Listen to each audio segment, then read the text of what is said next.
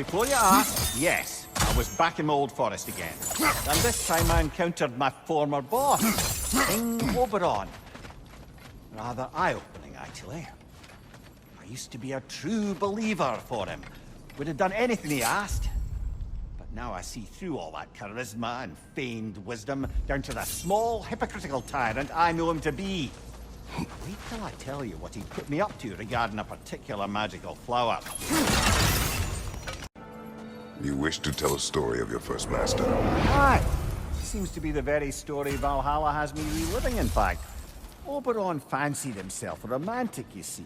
Always claimed that love was more important to him than anything. One time, he led his entire entourage on a journey to attend the wedding of some duke or other, near your old neck of the woods.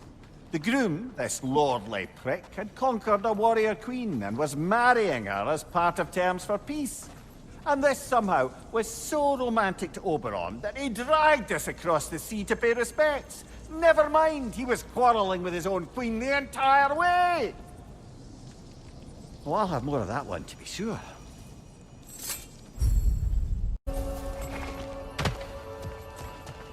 As I was saying about my old master and his lofty, so-called romantic ideals, we'd settled in a forest outside of Athens, a place well situated to observing the comings and goings of the Duke's other guests. There we observe the romantic complications of some local youths, and Oberon gets it into his head to intervene. Bids me fetch him a magical flower that can manipulate the affections of others. Supposedly, the idea was to nobly help true love prevail over the pressure of family arrangements.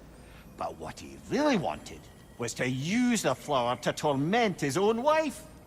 I see why you left his service. Aye.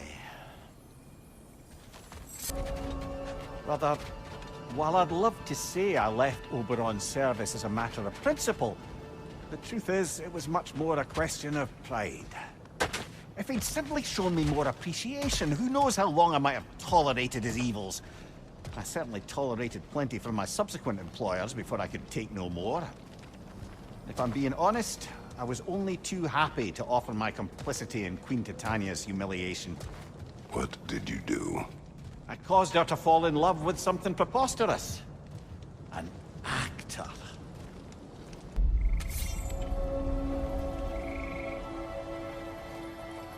Your old master. He had you make his wife fall in love with another. Aye, temporarily, by use of this magic flower. Though now it's clear to me the flower's effect isn't love exactly, but a kind of obsessive devotion that is too often mistaken for love. So of course the Queen made a fool of herself, as did all those under the flower's spell that night. Don't know how I ever got embroiled in such a farce. You are wiser now. I think so. Though that only makes up for so much past stupidity.